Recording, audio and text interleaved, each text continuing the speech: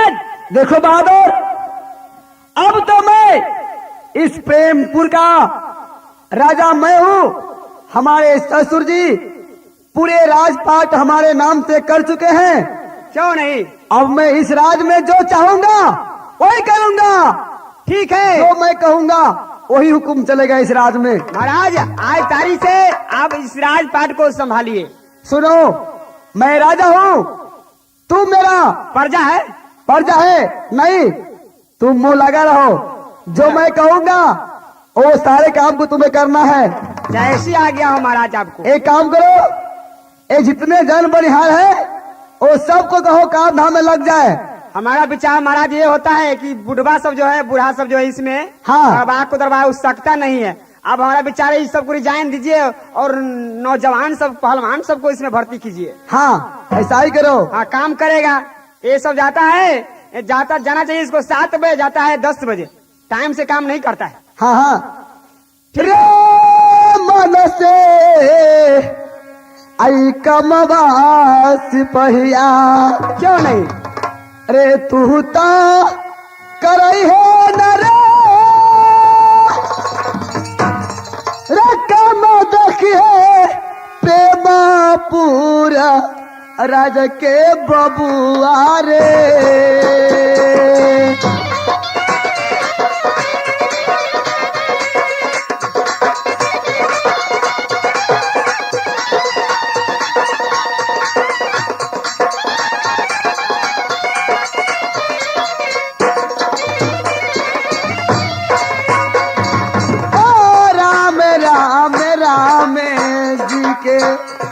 रामा जी के नैया ना राम थारी दोसर के ना नैया जपिए हो। भाई मैं चलता हूँ कचहरी में और तुम सारे काम धाम से देखो, जितना है नकल नकरानी जन बनिहार सबसे तुम काम करवाओ। हम प्रेमपुर में रहते हैं, हमारी नाम मल्हार है। बचपन से एक मनुष्य मिलता है, हम जा रहे हैं मालिक के पास। मालिक कहेंगे मालिक गंगा जी में नाम मुझे फंसे हुआ है, आप मनुष्य दीजिए, वहाँ पर भोग चढ़ाएंगे, इसके बाद हमारा नाम चलेगा। हो राहिया पर कर ले हम चलिए मालिक के दुआरिया, राहिया पतर ले मालिक के दुआरिया ना हो।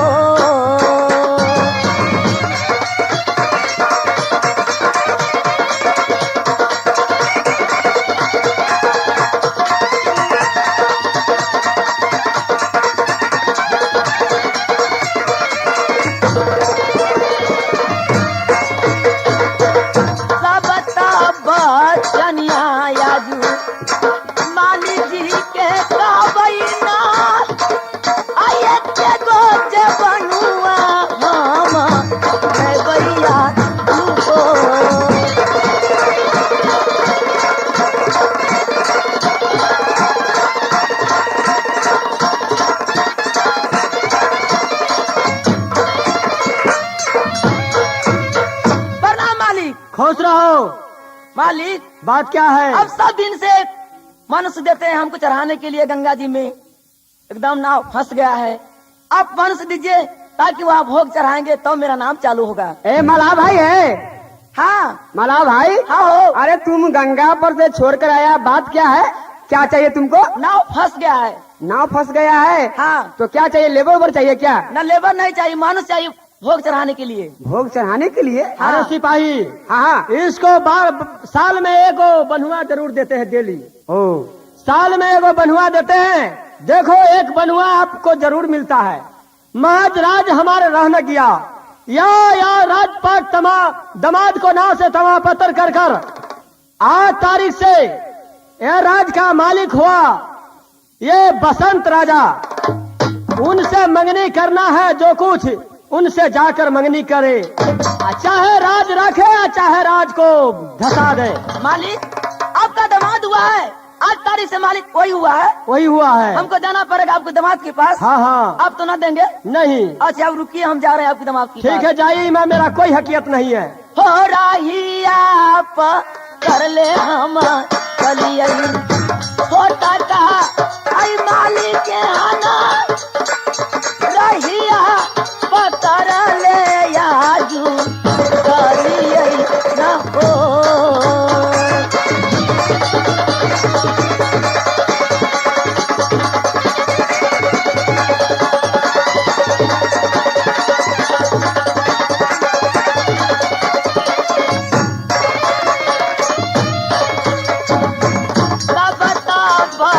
चनिया याजू मालिक जी बेटा बहिना आये के गोज बनुआ याजू ये बैठी सबर को।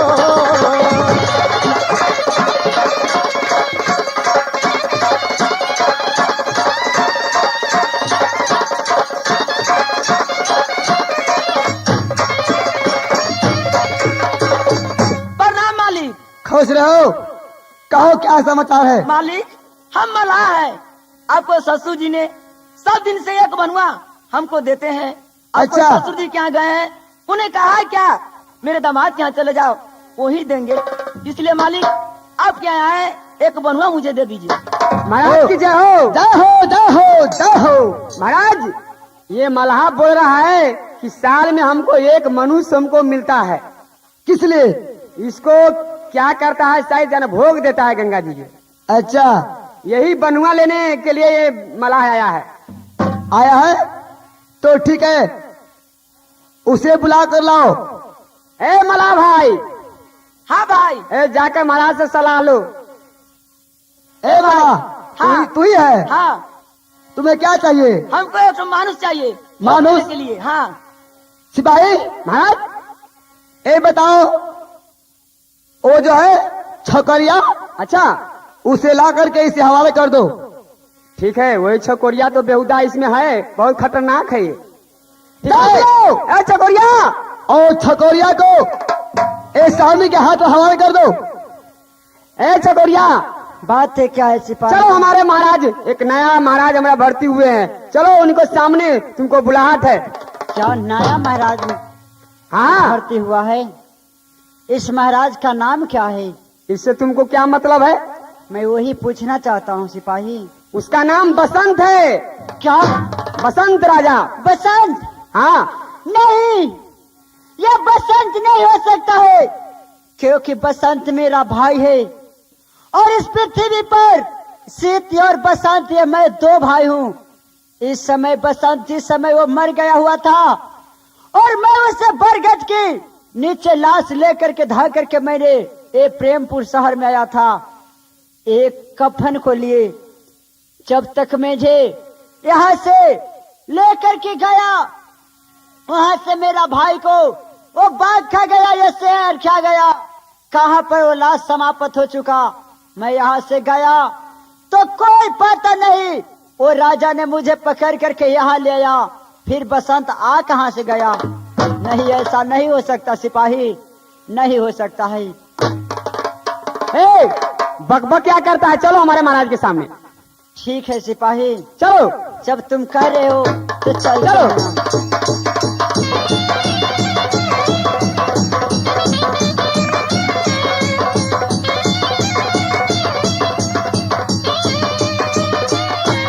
महाराज की जय हो। जय हो, जय हो, जय हो। महाराज यही बनुआ है, इसका नाम छकौरिया रखा गया है महाराज। बहादुर, महाराज अरे तू तो मेरा बहुत तेज बहादुर है। क्यों नहीं महाराज? यही छकोरिया है? हाँ हाँ, महाराज। ठीक है, क्या बात है, सही बात बताओ, मुझे जल्द बताओ महाराज। देखो छकोरिया, आज तुम्हें सहमी जो है इसके साथ तुम्हें जाना कहाँ है? गंगा जी के धार पर। आज तुम्हें भोग चढ़ेगा। क्या करना है वहाँ? क्या करना है नहीं करना है मैं नहीं कहूंगा, वो सहली जाना है। हो का बाने जन्म के यही दू समाना, आ राजा तो हर हमारा हालियो ना होसे होता बदला बाई हमारा से राजा हो।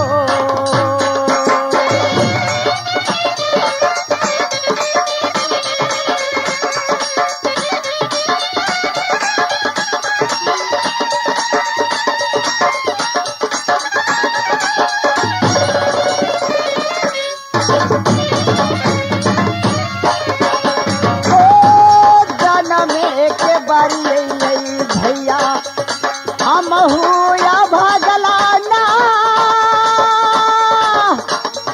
बचपन में मैया जी के हम भागली हो।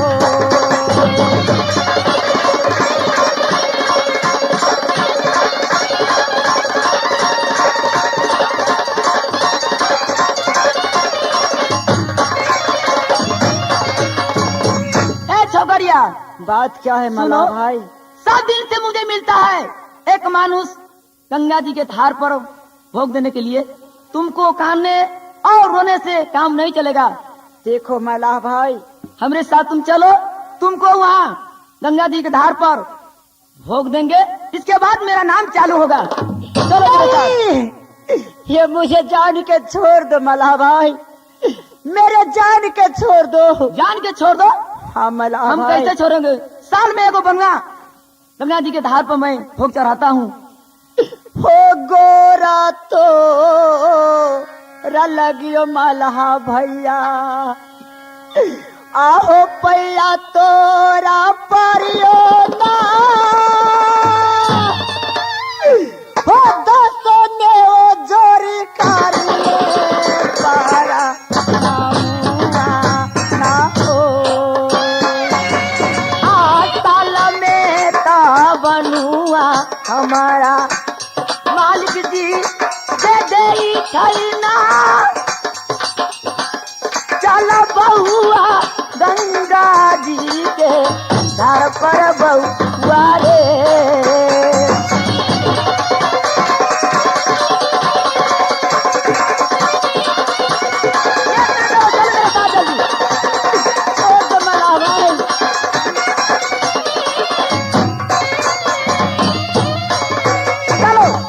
चलो मला भाई, ये तो ऊपर बालक को लिखा हुआ है, शोक करना वो उनको हाथ में है।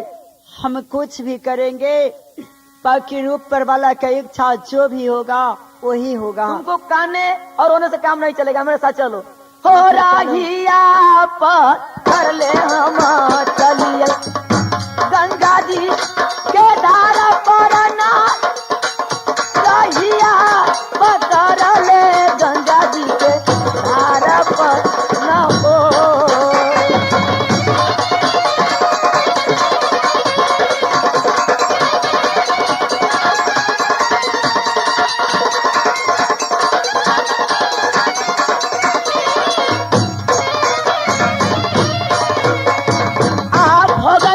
चार है भाई हम यही छरिया के अबे सताय ना हमर चलत न हो।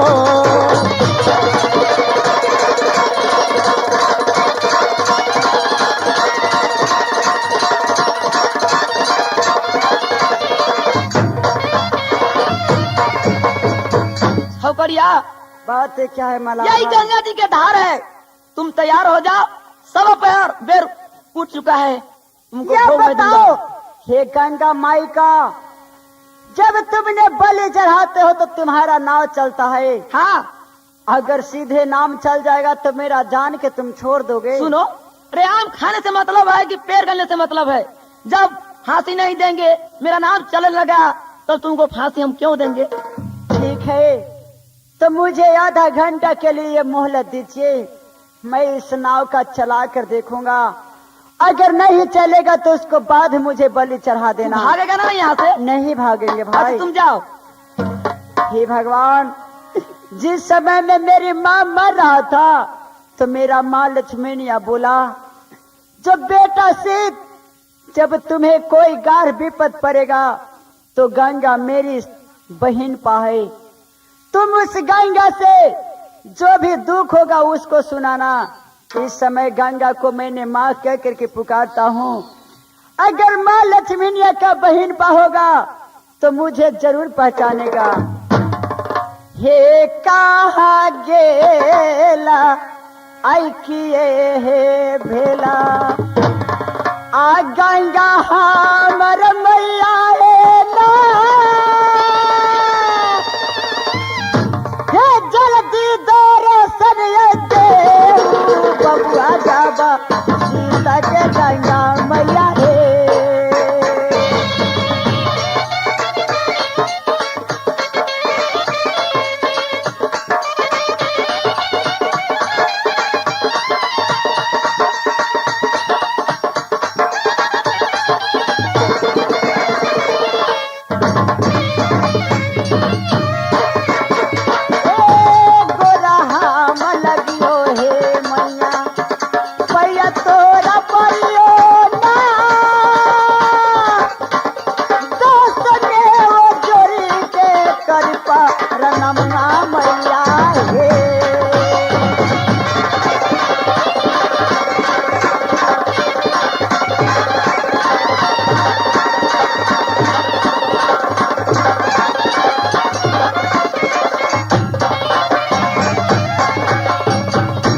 गंगा माई। अच्छा, मेरी नाम है गंगा माई। हमें इस लड़का ने यहाँ सुवर्ण किया है। हम जा करके उस लड़का से पूछते हैं कि क्या बात है। हे गंगा माई बताओ। इस समय मुझे बहुत गाड़ी और विपद पड़ा है माँ। मैं लक्ष्मीनिया का बेटा हूँ, राजा भूपत का बेटा हूँ। मेरा नाम सीत है। एक छोटा भाई बसंत था। दोनों भाई को ये आपस में जब यति हुआ तो जाकर के वो मेरा भाई मर चुका था। मगर जब ने मैं वहां से लिली घोड़े के लेकर के प्रेमपुर नगर में जाकर के लिली घोड़े के मैंने बन की धरने गया, जो अपने भाई को कफन को कपड़े खरीद करके संस्कार करूंगा। परंतु और राजा प्रेमचंद सिंह ने मेरे साथ गया। वहां पर मेरा भाई को लाश को शायद बाघ खा गया था। जब मुझे वहां से झूठे इंजामिया चोर के फंसा करके यहाँ ले आकर के एक छो कौड़ी डाल करके मेरे गर्दन में, और उस दिन से मेरा नाम छकौड़िया रख दिया। और आज ये मलाह ने मुझे ले आकर के कहता है तुम्हें बलि चढ़ाऊंगा तो ये नाव चलेगा माँ। ये मलाह को कहना है कि तुम्हें बलि चढ़ा देंगे तो हमारी नाम जो है सो नाव यहाँ नदी में चलने लगेगा। हाँ गंगा माँ। बेटा सुनो, तुम्हारे बलि चढ़ने नहीं दूंगी मैं। तुम्हारे हाथ दहिना हाथ के कंगुड़िया अंगुली जो है उससे चीर करके इस नाव में तुम सटा दो। नाव अपने आप चलने लगेगा। यहाँ तुम्हारा जान जो है से बच जाएगा बेटा। ये चलेगा नाव माँ? एकदम चलेगा। हे गोरा मैं लगले सहोदर पैया तोरा हम पारैलो ना दसने जोड़ी काले पारा नम्मा मैया रे।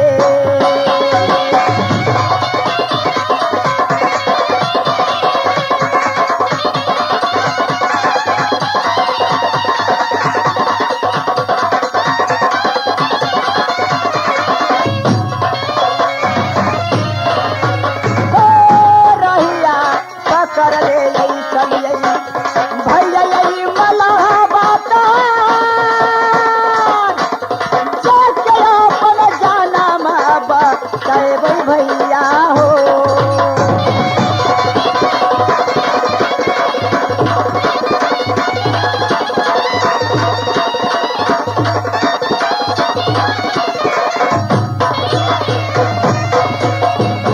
ए मलाह भाई बस कौड़िया गया, मालूम पड़ता है 420 आदमी होता है, अब तक नहीं आया है। हो मलाह भाई। हाँ बस कौड़ी तुम चल आया। हाँ मलाह भाई, मैं इस नाव पे चढ़ता हूँ और तुम्हारे पास कोई छुरी है तो दीजिए, मैं अपना कनगुरिया उंगली चील करके और इस खून का जब मैं इस गंगे में गिरा दूंगा ना तो ये अपने आप से नाव चलेगा। सुन लो, तुम चाहे खून चीरो, कोई चीज चीरो से मतलब नहीं, मुझको नाव चलना चाहिए। जल्दी से है। नाव चलाओ। और नहीं चलेगा, देखते हो मेरा हाथ में तलवार है, 2 खंडी कर देंगे, अपने नाव हमारा चलने लगेगा। ठीक है मल्लाह भाई, तो वो तलवार मुझे दीजिए, मैं कनगुरिया उंगली का चीरता हूँ। हो दहिना हाथ के यही अंगुरी का नगुड़िया के आया जू दीना हम चिरियई ना हो पहला बूंदा हमारा के नाम से दे चिरियई ना हो।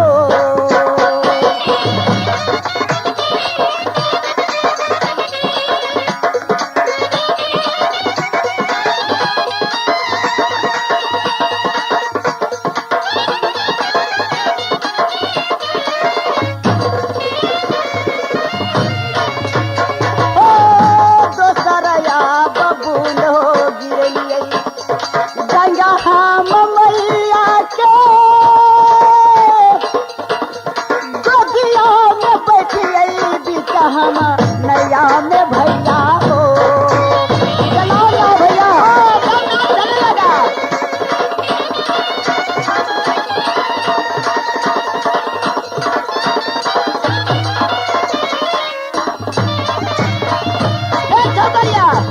बात है क्या है माला भाई? फसाली लड़का हो, इतना दिन से 12 बरस से नाव नहीं चलता है, ऑटोमेटिक तुम्हारा हाथ छूने से भी चलने लगा। तू बोलो मल्लाह भाई। बहुत अच्छा लड़का है। सुन लो, आज तारीख से हम इस घाट पर नहीं रहेंगे। आज तारीख से नाव का मालिक तू हो जाओ, तू ही नाव चलाओ, हमको सिर्फ खाना है, नाव से कोई मतलब नहीं है। ठीक है मल्लाह भाई। रे याजू दिन से चाबी रे दू करुआ हमारा से ले लेना, जुगे जुगे जिए बहुआ तू आजू दुलरा रे।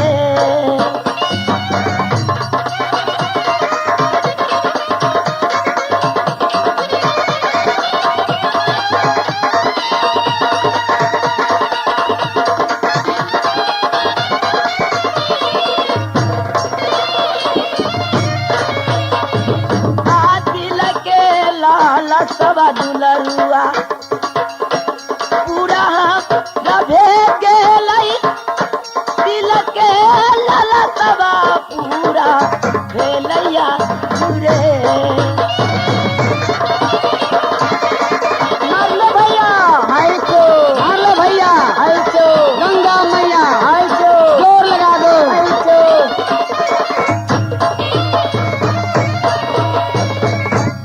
हो ना खेबिये बाबू भैया साहब, हो गंगा जी के धाराबा में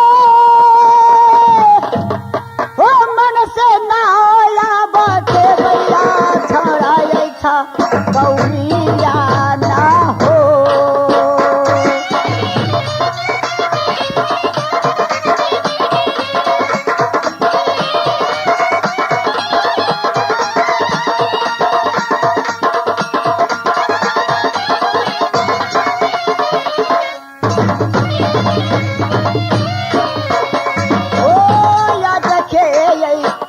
हो समझ लो अनैया यही ठकरिया के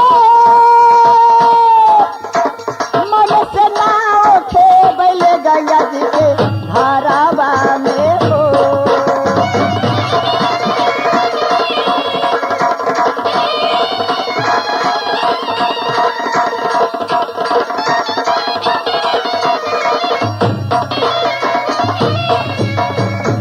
अब मैं इस नाव का एक गंगा जी में खेपता हूँ और इसी जगह अब आराम कर रहा हूँ। ठीक है ए भाई, जब तुम्ही पर सौंप दिया ये नाव को तो ठीक है, टाइम से चलाओ, टाइम से बंद करो। ठीक है भाई, मैं जब तक अभी आराम करता हूँ कोई मुसाफिर तो है नहीं जो उसको पार करूंगा। कोई नहीं है भाई।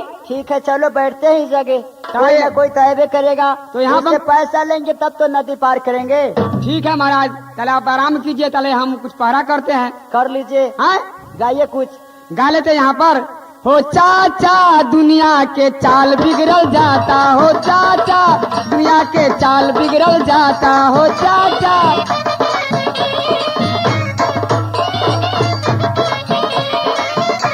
हो चाचा दुनिया के चाल बिगड़ल जाता, हो चाचा दुनिया के चाल बिगड़ल जाता।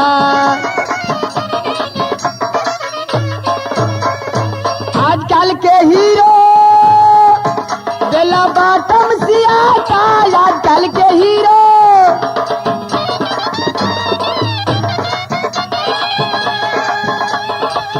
बेला बाटम सियाता। ए नाती साथी, हम करी हमार सब नातिए ह। अरे बेल बाटम सियाता, अरे पॉकेट में ढवा नहीं बाबू कहाता, हो चाचा दुनिया के चाल बिगड़ल जाता, हो चाचा दुनिया के चाल बिगड़ल जाता।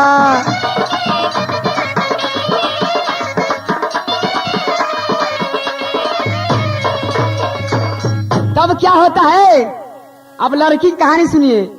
आजकल के लड़की अधकाटी सी आता, आजकल के लड़की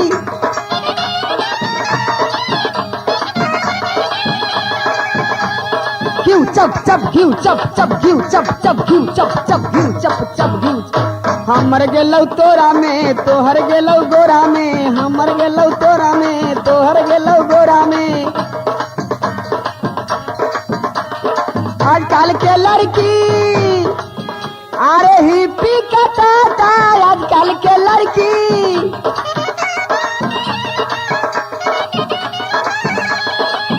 ए दुसाद उस्ताद दुसाद कहता है हमारा दिमाग खराब कर देंगे। अरे भाई दिमाग फेल हो जाता है। वो क्या उस्ताद कहे, है उस्ताद। उस्ताद कहे। हाँ अरे आजकल के लड़की अरे अधकाटी सी आता, अरे सारा पीठ झापल रहे, अरे सारा पीठ झापल रहे, आगा ढोरिए देखाता, हो चाचा दुनिया के चाल बिगड़ल जाता, हो चाचा दुनिया के चाल बिगड़ल जाता।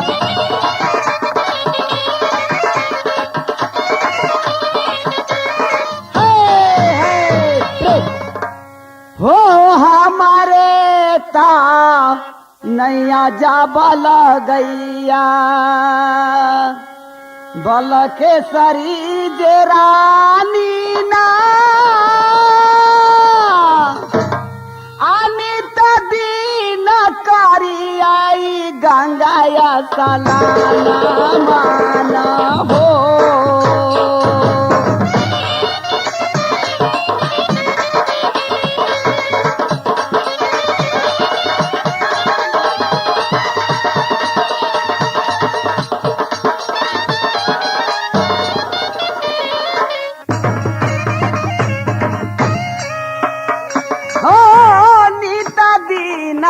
चारा हम आई उठाई आई ना, नित दिन चारा हम आई ना हो।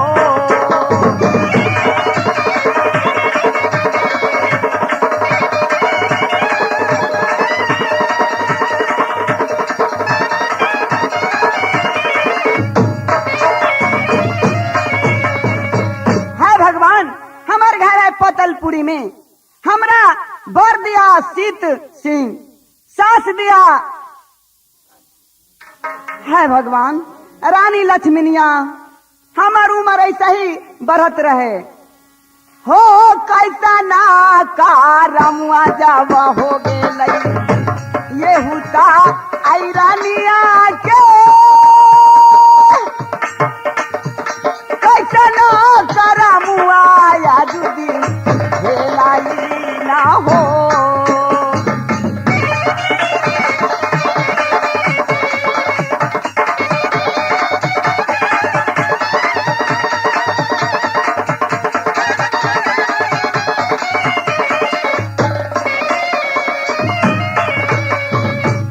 भगवान, हमारा अब उम्र हो गया है शादी लायक, मगर शादी अभी तक ले हमार ना भेल है।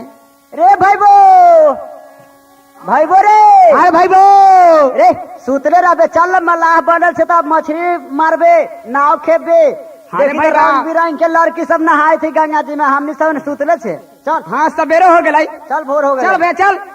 रे चलही में चलही यही भैया नाव के खेबदामा में, मन से नाव खेबवै हम नदी गंगा में भैया हो।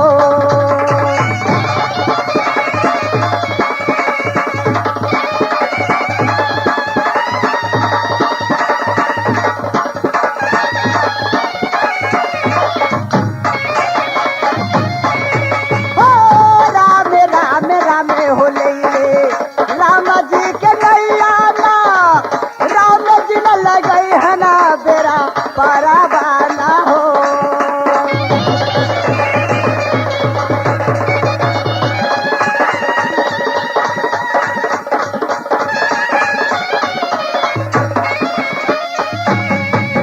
रे भाईबो, अरे भाईबो ये देखी ना उ लड़की कैसे सुंदर स्नान करे थे रे, ठीके में रे भैया, ना, बतावे ना बड़ी सुंदर लड़की है। ए केना पटतै रे।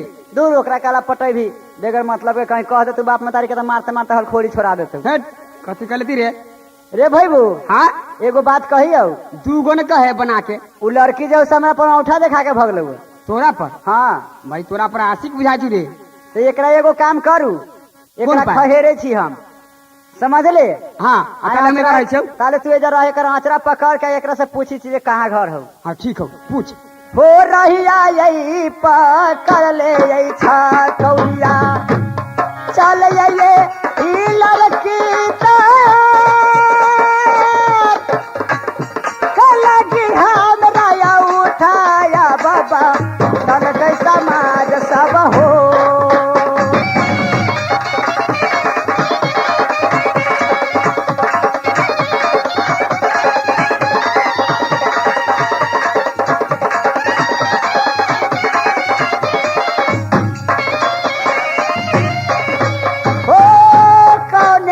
बगुना हो देखल ये हुई छटौला के,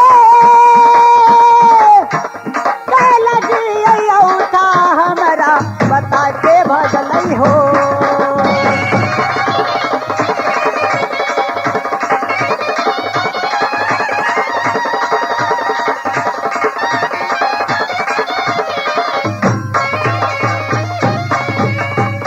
लड़की अच्छा बताओ, जो मुझे क्या चाहिए अवगुण देख करके तुम मुझे औठा बता कर और जीभ निकाल कर दिखा करके भागा है, सो मुझे बताओ, तो इसको बाद में तुमको छोड़ूंगा मैं। ए बटोई, बताओ। ये बताइए कि आपको घर कहाँ पर है। मेरा घर, हाँ मेरा घर पूछने से तुझे क्या हरकत है, मैं जो पूछता हूँ उसको जवाब तुम दो पहले।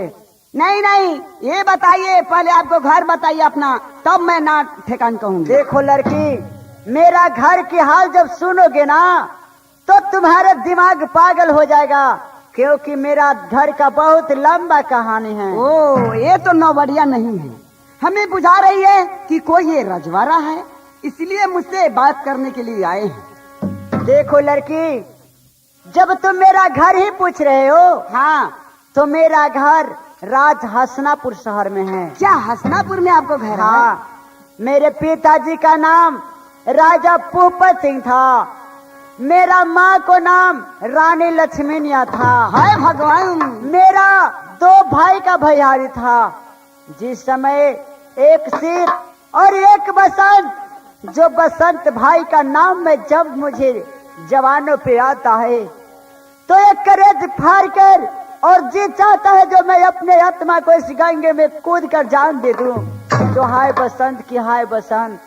मगर हे रानी, यह बताओ, तुम किसी रजवाड़ की लड़की हो कि किसी परी हो कि कोई देवता हो, किस लिए तुम मुझे औठा बताया है? महाराज सुनिए जो मैं कहती हूँ, हमारी घर है कहाँ? कहाँ घर है? पतलपुरी में। अच्छा। और हमारी नाम है बलकेसरी रानी।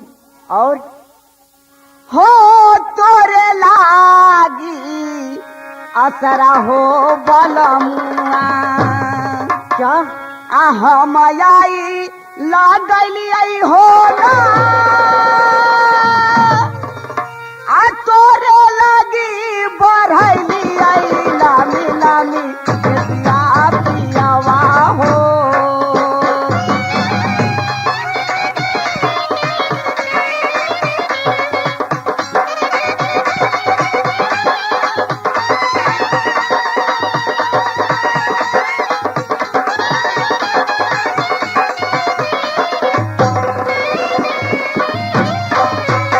हो तोरे ला बढ़ैली हो सामी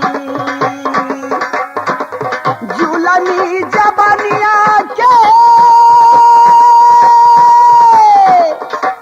आ तोरे ला रखली आई जुलमी जबनिया पियवा हो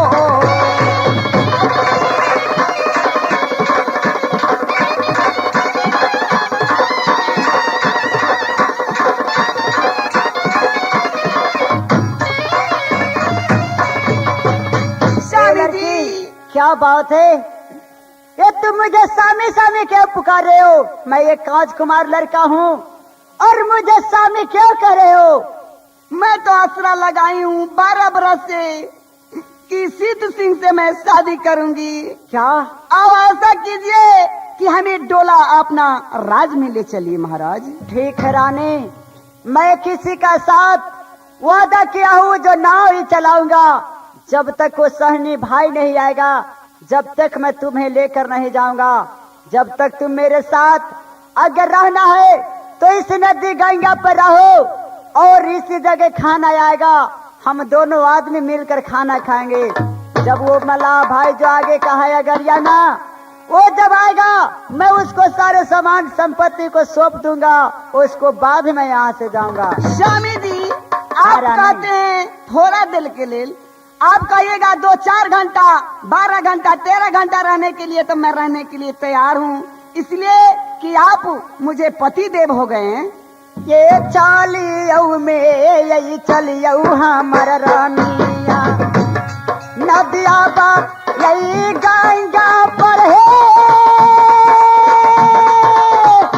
रैया रमिया यही गंगा जी के हरवा पर रमिया है। ओ जे जे कहवा ओ पियावा से करबैना कर लेके जयबै तोहरी अलिया में पियावा हो।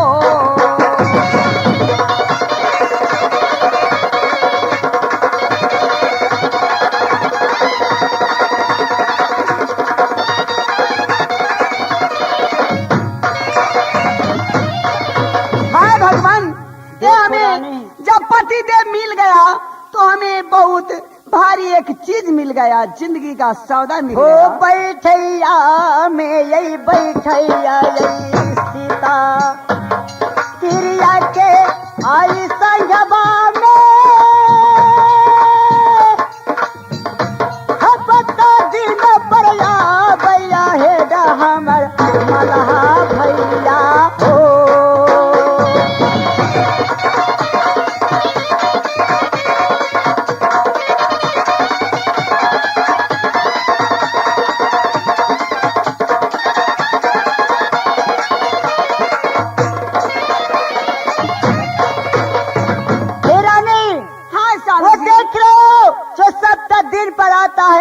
और पैसा को लेकर के चल जाता है।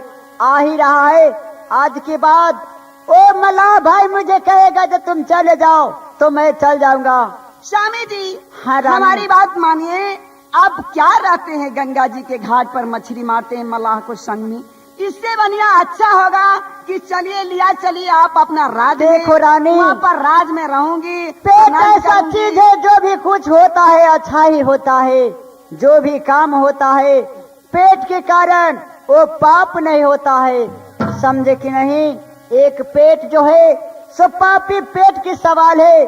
और यहाँ पर मैं इसको नाव नहीं चलाऊंगा, मछली मार कर उनको नहीं दूंगा तो मुझे खाने के लिए नहीं देगा। पतिदेव, ये बताइए आप कि इतना सनका बता क्यों बने हुए हैं? छोड़ो रानी वो पुराने बात की, वो मलाह भाई आ रहा है, जब सुन लेगा तो फिर कहेगा जो किन लड़की से तुम बता रहे हो वो जरूर आया ही गया, देख लो।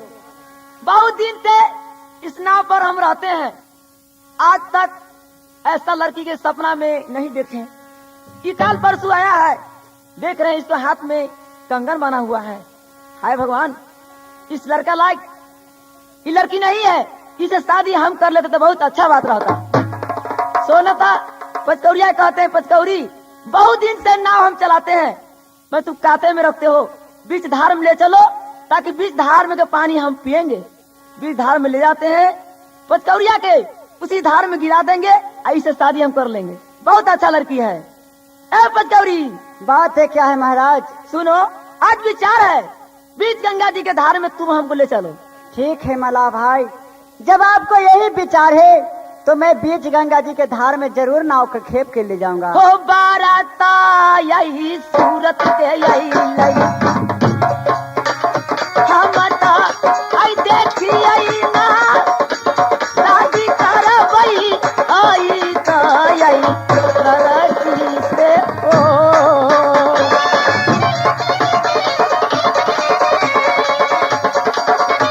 ले चलो धार में, चलो चलो भैया रे भाइयों, जोर लगाओ।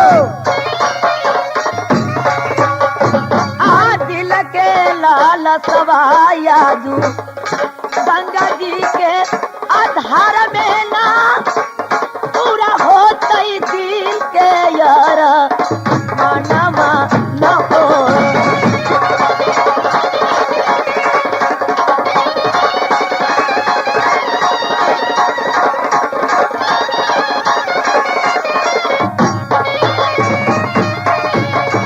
पतिदेव ये बताइए कि वो मलाह जो बोल रहे हैं वो आपको बारे में बोलते हैं कि बीच में जाने के लिए। पतिदेव हम यहीं पर रहें और आप जाइएगा। तुम इसी जगह रहो रानी, औरत वाली बात कहाँ पर तुम जाओगे? पतिदेव हाँ बोलो। जब आप चले जाइएगा तो मैं यहाँ अकेले कैसे रहूंगी पतिदेव? ठीक है, ये तो समय मेरा खराब है, जब तुम्हारे विचार यही है तो बैठो नाव पर, मैं दोनों आदमी के नाव खेप कर ले चलूंगा। ठीक है पतिदेव, मुझे भी ले चलिए। चल चलो, बोलो। चलो हमारे साथ जल्दी करो। मार लो भैया, मार ले भैया, मार ले भैया, मार ले भैया, गंगा मैया, गंगा मैया। अच्छा, एकदम बीच गंगा जी के धार में ए पचकौड़ी के हमने ले आया। अब वहीं पर कौन पाए करते हैं, टांग ढा के फेंक देते पानी, ऐसे शादी हम कर लेंगे। हो टांग धा के फेंकैया गंगा जी के धारा में ना शादी करबई, ओही तो यही लड़की से हो।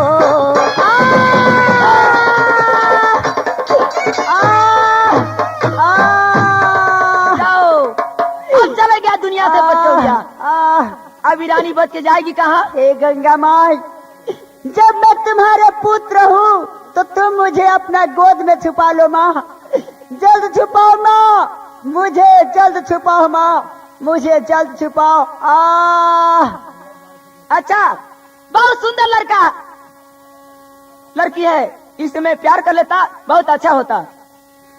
सुनिए महाराज, क्या आप मुझसे शादी करना चाहते हैं? हाँ, मुझसे तुम शादी करो। क्या भिखमंगा के साथ में तू हो, हमसे शादी करोगे?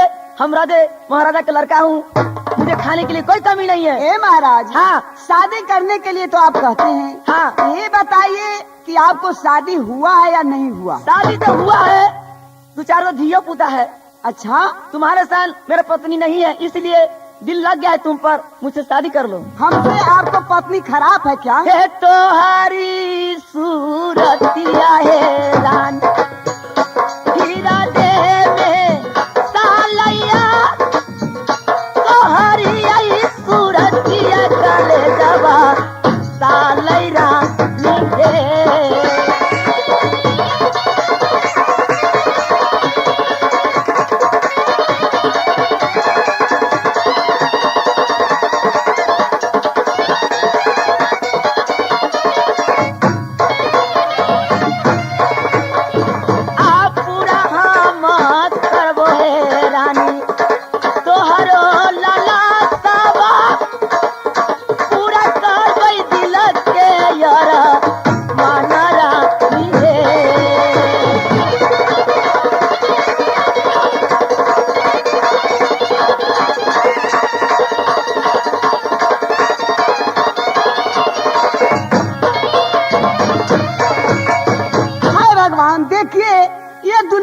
है।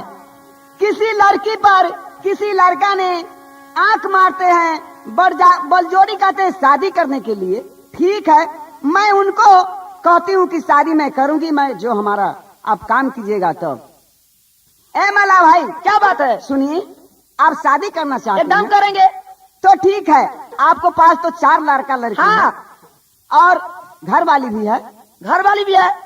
तो ऐसा कीजिए कि अपना लड़का लड़की को आप जाकर मारकर और घर वाली के मारकर आइए, तब मुझसे शादी कीजिएगा। अपने पत्नी के, अपने लड़का के, लड़की के सबके मार के आएंगे, तू हमसे शादी करोगे? हाँ, एकदम कोई बात नहीं। तुम्हारे सन सूरत के हमारी घर वाली नहीं है।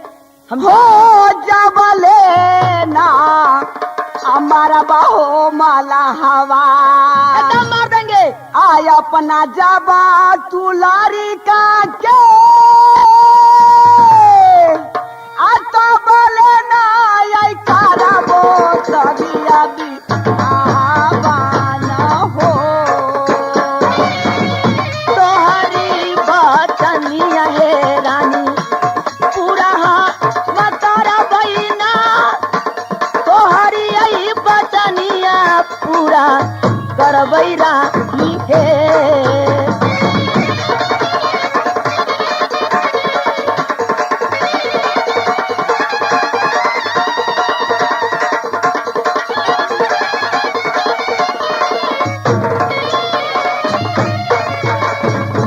बउआ छेड़े हाँ हो, केले गेले। की बात है हो मर दे हो, की बात हो अरे भैंसी बांधले रहते। भैंसी? हाँ, आई वो काम मर धंधा दे। न हो तो आई कला हम तो थाकल छियो आए, थाकल छी हमनी सब आई। आज हम तो आराम करबो। आई नाच देखलिए बलराम सिंह के, थाकल छी आई, नींद आबे छ हमनी के। हाँ हो, कहाँ के पार्टी है? बलराम के सिंह जमुआ के के। जमुआ के पार्टी आयल है, बड़ी मशहूर है। नाच देखे आयल से। हाँ हाँ आई वही से न चढ़ेबी। हाँ मदद अरे कर हाँ। रे बउआ, हाँ हो, एक बात कही आओ, का थी धनिक रहबे कि गरीब रहबे? हम सब हाँ, मर छिगाई बकाओ धनी कना धनी कभी हो। हाय भगवान, लड़का के सूरत देखे छी, भीतर से छाती फटैया। ओकरो सूरत देखे छी, केना मारू ना मारू, ना जब तक ले मारब तो हमरा से शादी ओकरा ना होय, सेना तो मारिए दै छी।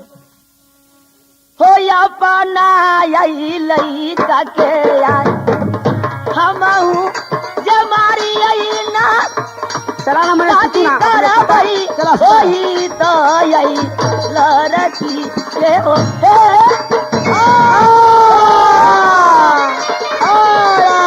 राम राम।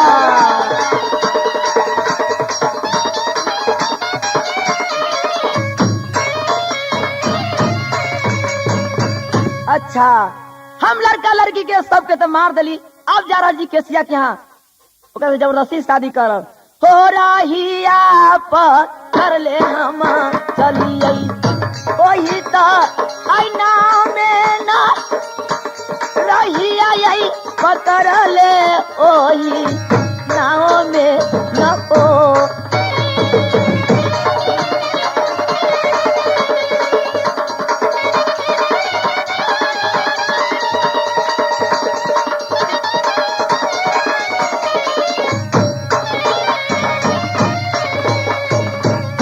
हाय भगवान, यह मैं क्या देख रही हूँ कि ये पति देव जो था ना, वो पति देव गंगा जी में डूब गए हैं। अब मैं क्या करूं? इससे बढ़िया मैं गंगा माँ के सुरन करती हूँ।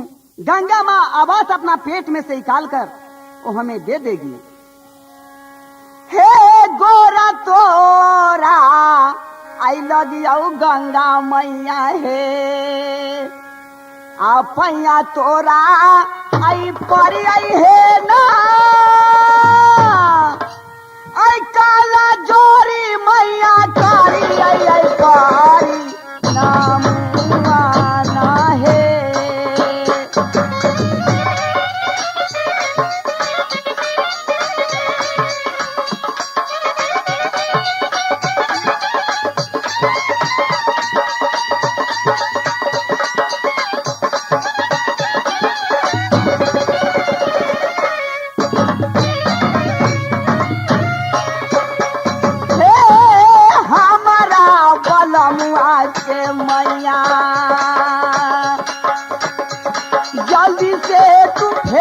है ना हम करबै शादिया बियावा मैया है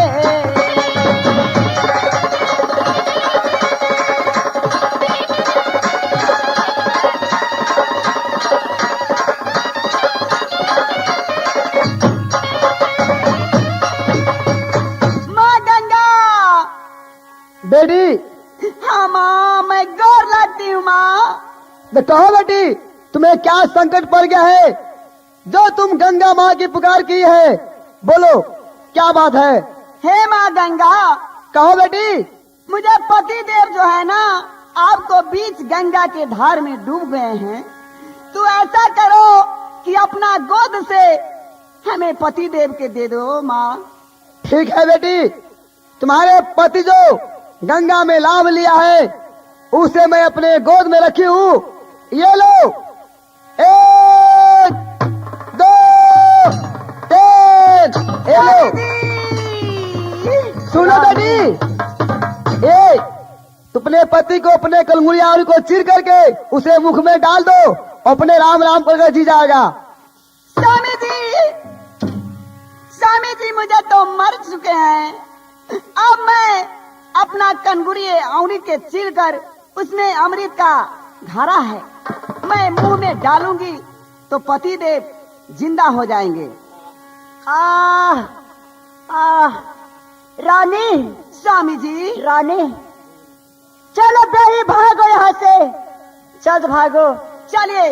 हो चालैया में यही चालैया यही सीता गाना यही कराई के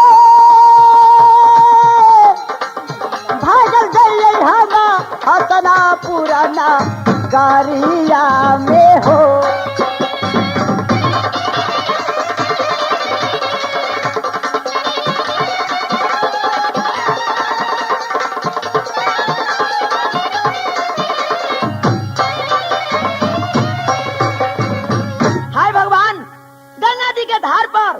न देख रहा थी पचकौलिया के परिवार के मालूम पड़ी कहूँ पार हो गई, ओकरे चलता पे अपना लड़का के लड़की के घर वाली के सबके मार दिली। हो कैसा ना तक धीरबा सबर हमारो दे देलू ना, कैसा ना यही तकदीरबा सबर दे लाया को।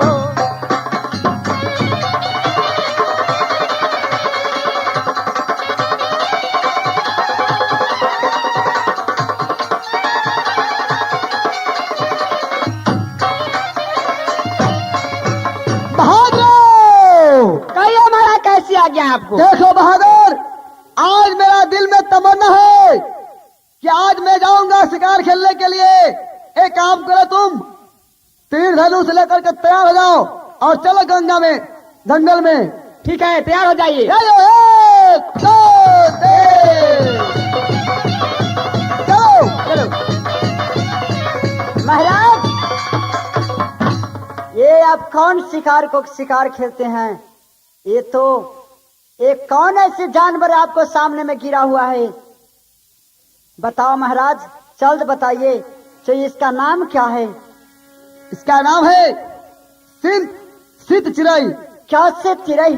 हाँ। नहीं, ये सित चिरई नहीं है, इसका नाम है हंस चिरई। क्या?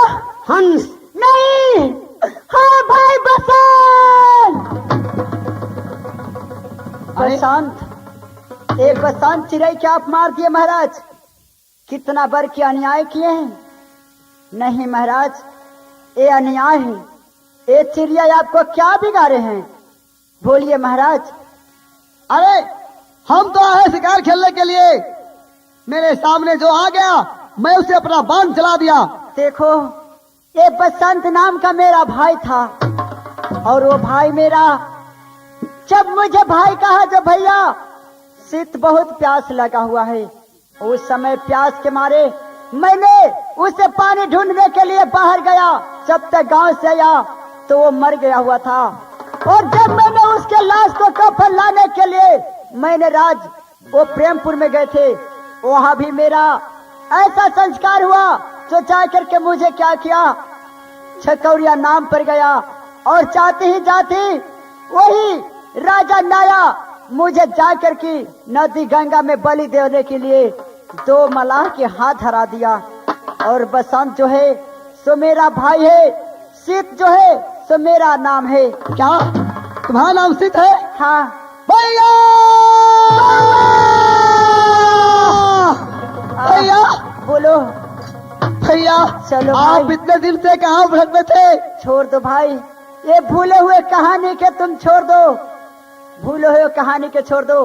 भैया अब चलिए अपने भगवान। हंसना खसनापुर राज में चलिए। ए बेनी दुसाद के और अपने सौतेली माँ तिलेगनी को मैं दासा जितना किया है हम दोनों भाई को, उसे चुतरा में डिबिया नहीं मार दिया तो मेरा नाम सीत बसंत नहीं। माता एवं बहनों, इस जगह से सीत बसंत का कहानी समाप्त हुआ। जय जय रघुपति राजा मेरा राम, पतित पावन सीताराम।